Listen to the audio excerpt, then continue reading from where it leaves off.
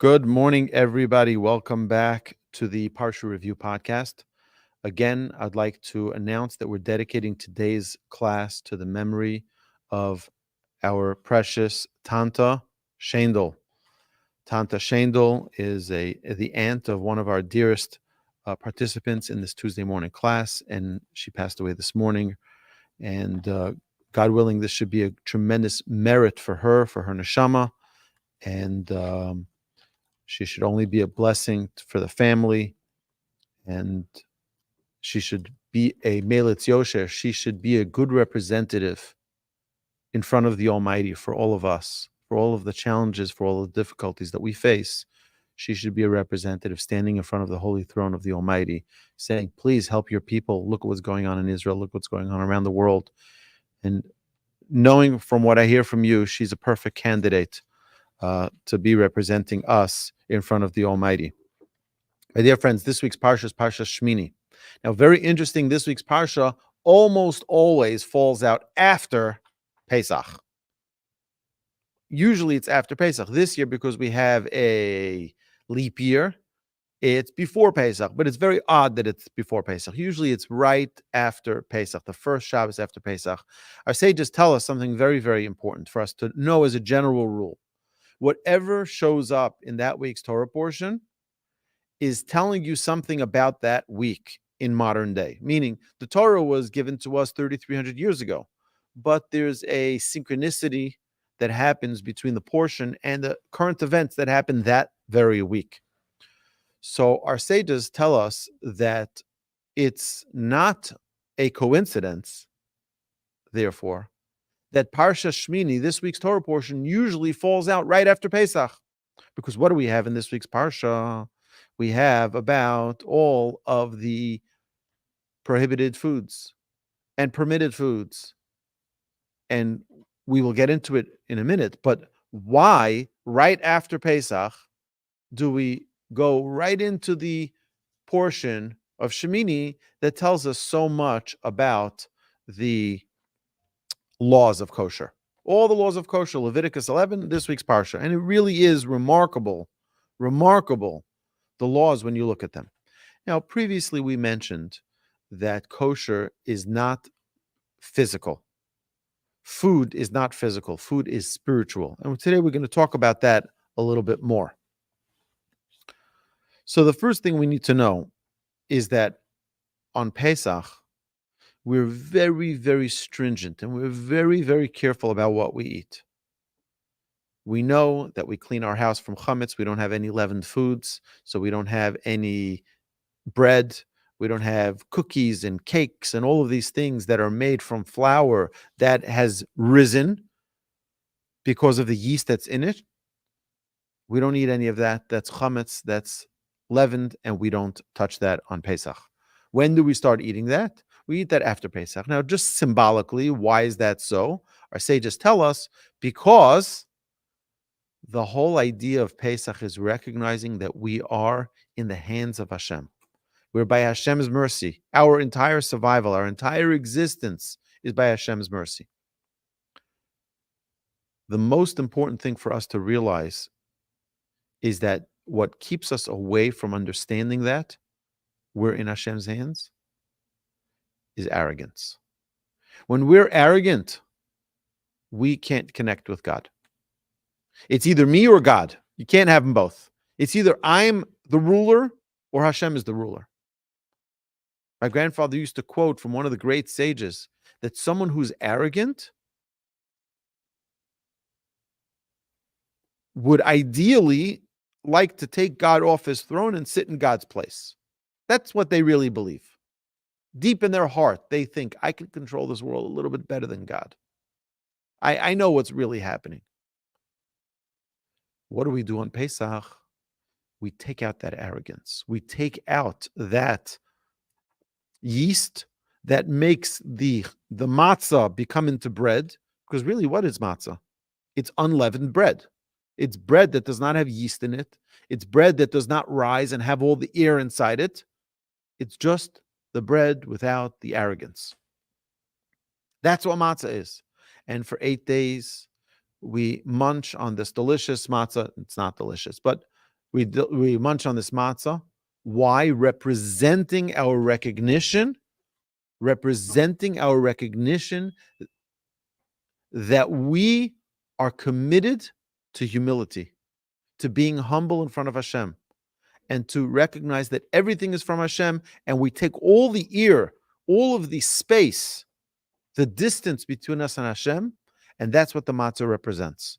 We put it all aside, and we're just close to Hashem. Now, Pesach is over. What does everyone do right after Pesach?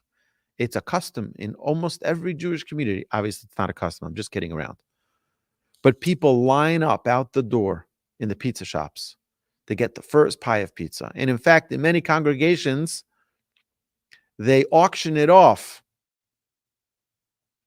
on Simchas Torah by Sukkot.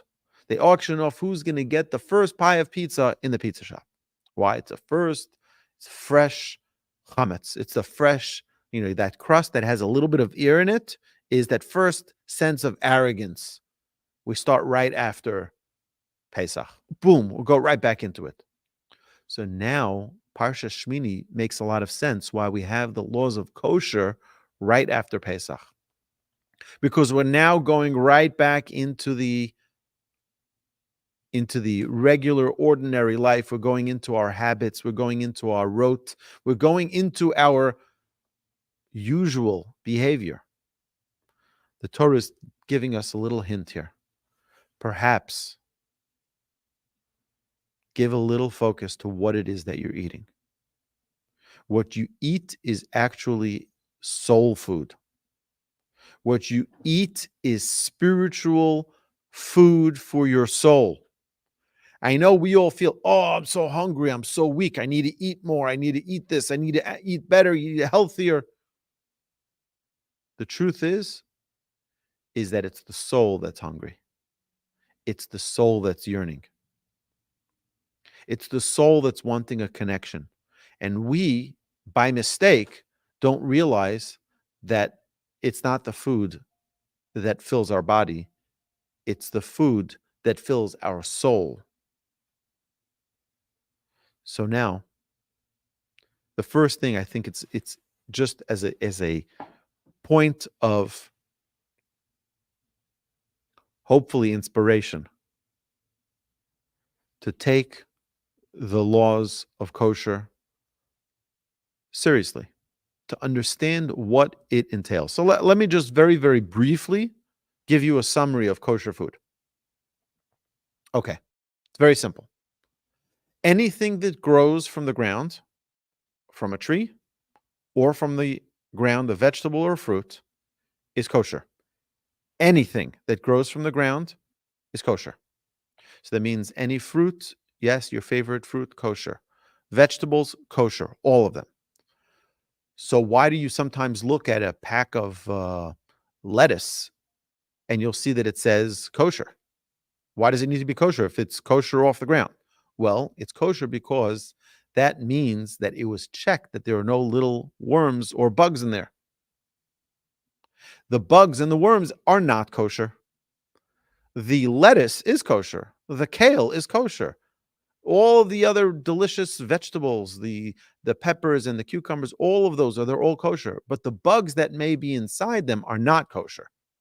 So that's why there's a process of how we wash them, of how we clean them, of how we rinse them to ensure that there are no bugs in them. We can have a separate class dedicated to that, to learning about how to make sure that everything we eat is kosher. But every fruit and vegetable is kosher naturally. Okay, that's number one. Number two, other foods like chicken, meat, only if it comes from a kosher animal. What is a kosher animal? So any animal, land animal, that has split hooves and chews its cud, both conditions, split hooves and chews its cud. There are 4 exceptions of animals that have one, not the other.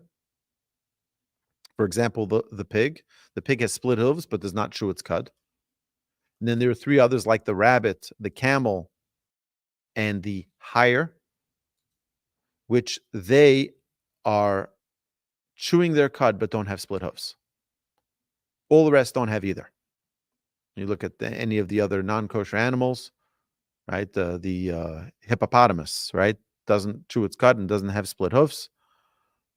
So those that have both conditions, like a cow, like a deer, and like a sheep and a goat, all of those are kosher animals, and they're allowed to be eaten. They have split hooves and they chew their cud.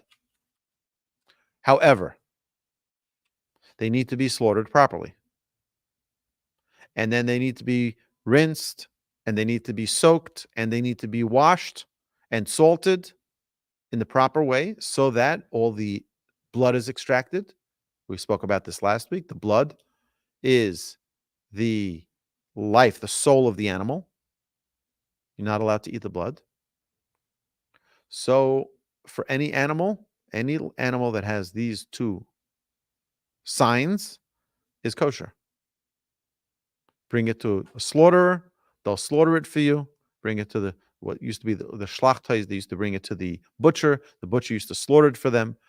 Not only cut up the meat, but he would make sure that the whole slaughtering was proper. My mother, who's a very young woman, she learned when she was in school, they learned how to kosher a chicken.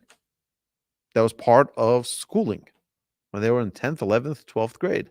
These are things they needed to know because then you didn't have, today you have everything is packaged, everything is already done in the plants, but it once was not like that. You would buy a chicken, you'd bring it to the sheichet, you'd bring it to the slaughterer, to the ritual slaughterer, and he would check it to make sure that it had all its signs of kosher. And then he would slaughter it with a blessing, cover its blood as the Torah commands, and then he would give you the chicken. Now what do you do with it? I can eat it like that? No.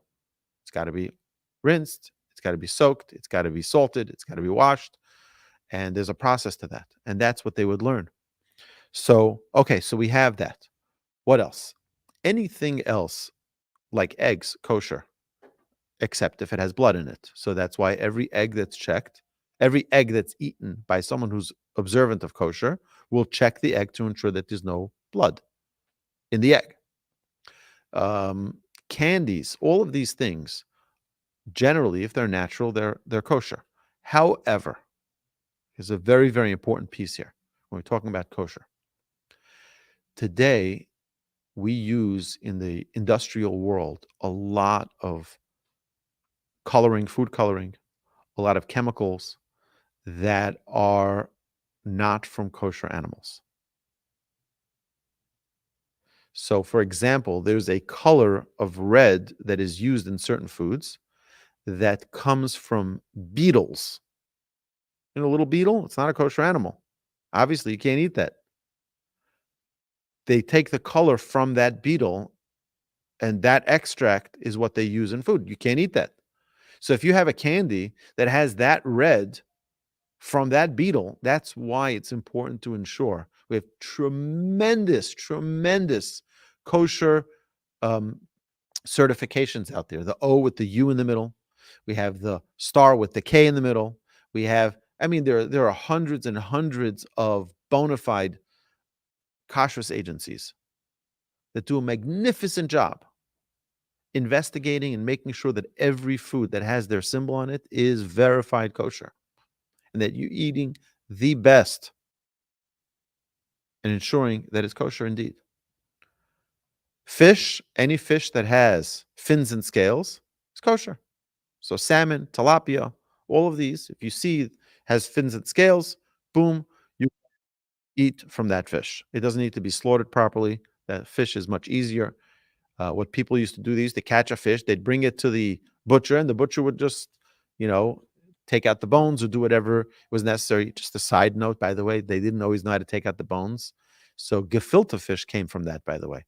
Anybody who doesn't like gefilte fish, it's because of the following reason. First is never buy it in the jar. Okay. Terrible idea. Okay. So you like it, Bobby? Okay. So I'm sorry. So okay, I understand. So it brings you back to the Altaheim, to the old home, right? I understand. So Let me tell you where the gefilte fish came from. What happened was, okay, so the halacha tells us that on Shabbos, you're not allowed to eat. You're not allowed to do a an activity called borer. Borer means extracting the bad from the good. So, a perfect example of that would be you're eating your fish and you see a bone. You cannot allowed to take that bone out of the fish on Shabbos.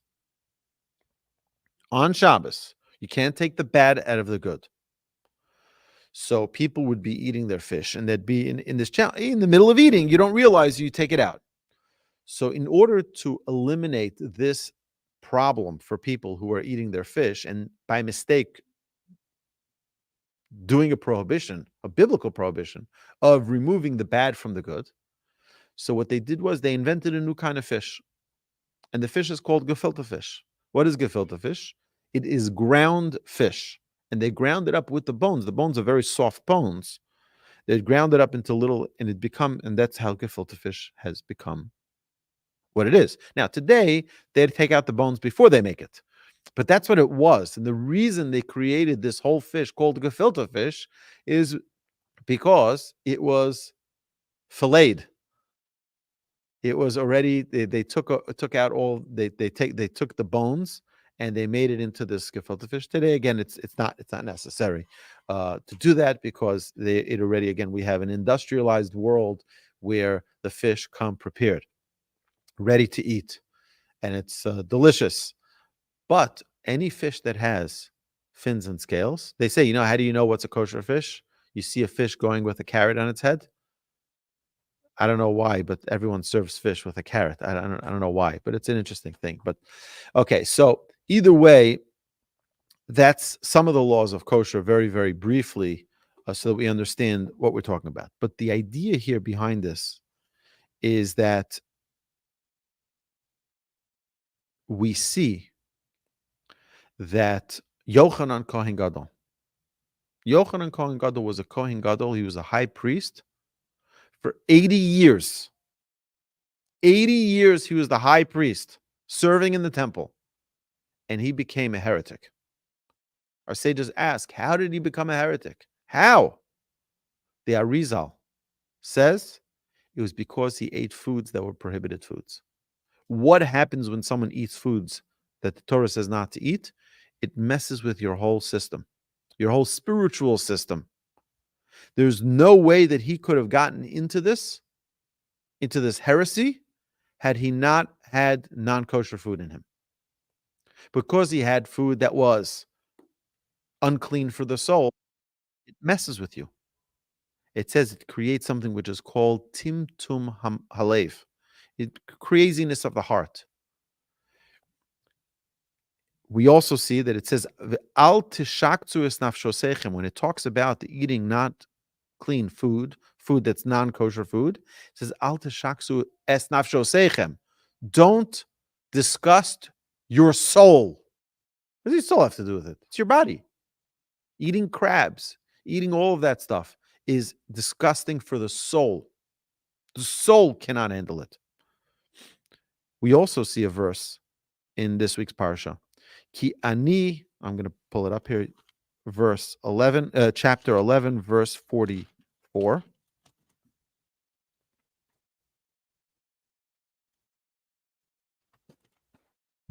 Ki ani Hashem Elokechem, for I am Hashem your God. V'hiskadishtem ve'yisim kedoshim, you shall sanctify yourselves and you shall become holy. Ki kadosh ani, because I am holy, says Hashem. V'lo sitamu es nafshosechem b'chol hasheretz aromes halaoretz, and you shall not contaminate your souls through any creeping things that move about on the earth. Well, what does that your soul have to do with it? Isn't it your body? No. Food has nothing to do with your body. Food has everything to do with your soul. Food has everything to do with your soul. The holier our food is, the cleaner our food is, the holier our soul becomes. And a person should never ever say, as we are all students of Musar studies, we know that everything is a small step. And that step begins today. Every person's today. Well, what did I do? I had a friend of mine. Today, I believe he's 78 years old, but about 15 years ago, he told me the following story. We were learning together regularly. And he said that one day, he said when he was 4 years old, 3 years old, his father had a restaurant and his mother was feeding him shellfish. Said this is the way he grew up. And he loves shellfish. And his entire life he's been eating shellfish. And in fact, him and his wife have a tradition that every Saturday night they go to the finest shellfish restaurant in Houston and enjoy its delicacies. He says one week he walked in to the restaurant on Saturday night with his wife. And while they're waiting to be seated, he turns to his wife. He says, I don't know why I feel this way, but something tells me I should no longer be eating this. And he said to her, I'm accepting upon myself that I will never eat shellfish again. This is in his 60s. His whole life he's been eating this, but made a change. I want to encourage each and every one of us to never, ever feel like it's too late. It's not too late. Any change we want to make, today is a perfect day to make that change. Today is a perfect day to begin a new leaf in our lives. That from this day on, I'm not eating certain foods that are not kosher. Maybe we can't get to everything. Fine. Certain foods. I know that this is not kosher. No longer eating this. And to take on that commitment. Our sages tell us this is the essence of our holiness. You want to know where holiness comes from? It doesn't come from the synagogue. It comes from what we feed ourselves 3 times a day. And sometimes you may wonder, why isn't the bubble gum that you buy in the store, many of the bubble gums are not kosher? Well, if you look at the ingredients, you'll see there's something called gelatin. Gelatin is a pig fat. Or glycerin, it's a pig fat. So what does the kosher bubble gum look like? The same thing. But it has something called glycerol, which is the same type of fat, but that comes from a kosher fish. Like that gives it the chewy substance. But people can think innocently, there's nothing non-kosher about that. Can't be. Well, we don't know what gets put into these things. All right, what goes into a Tic Tac? Oh, we have no idea. It happens to be Tic Tacs are kosher. But they weren't always. Because in the coding, there was something that was not kosher, and they changed it for kosher. And nobody knows the difference. But it has the OU symbol on the back. So we know it's kosher. That means that some rabbi is going into the back of that plant and checking that every ingredient that goes into that food is indeed certified.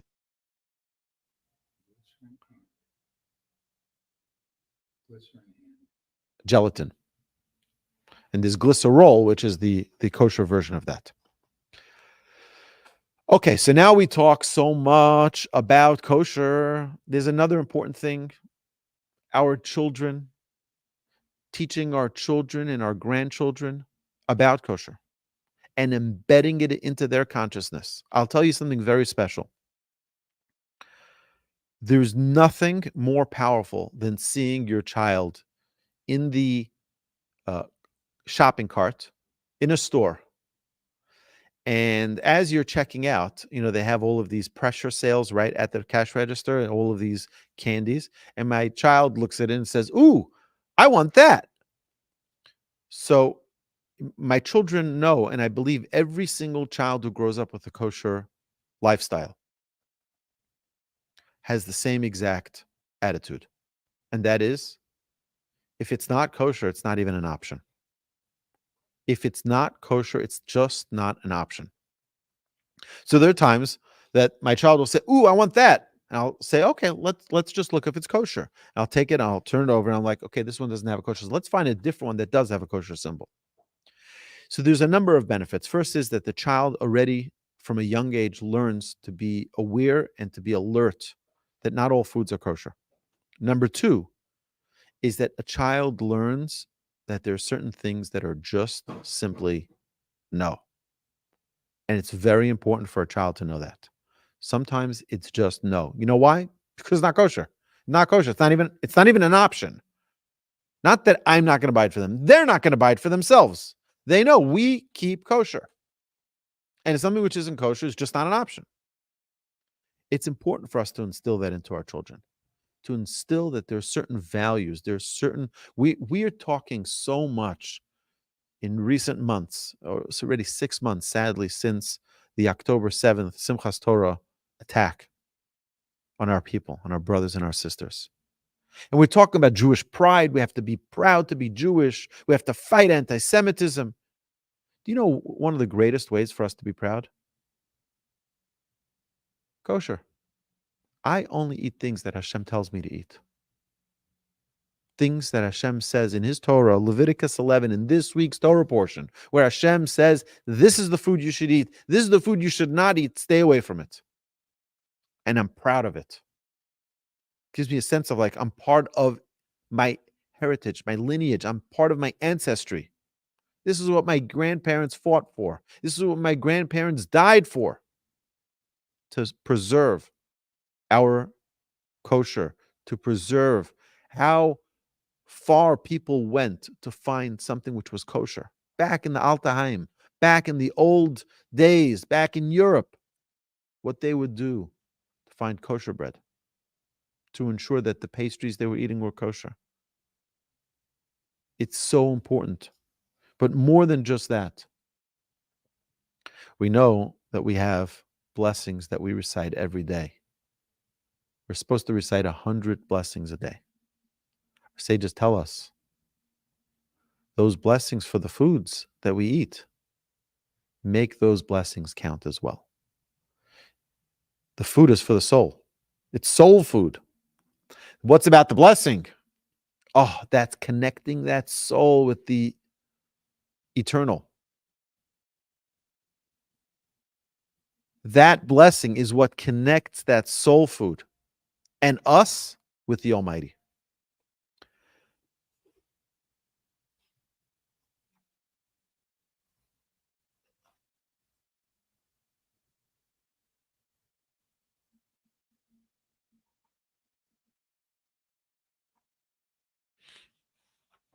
Our sages tell us that when God took the Jewish people out of Egypt, and now again we're in the time of the redemption, we're soon, next week, we're going to be in the first days of Nisan, first days of the month of our redemption, the month of Pesach.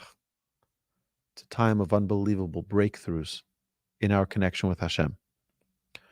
One of the merits that the Jewish people merited to leave Egypt for, says the verse, Ki ani Hashem hama le'eschem. If you look, the next verse after what we said, Ki ani Hashem hama le'eschem me'eretz Mitzrayim. For I am Hashem, who elevates you from the land of Egypt. I took you out of Egypt. Liyos lachem elokim, to be unto you a God. V'yisem kadoshim, and you shall be holy.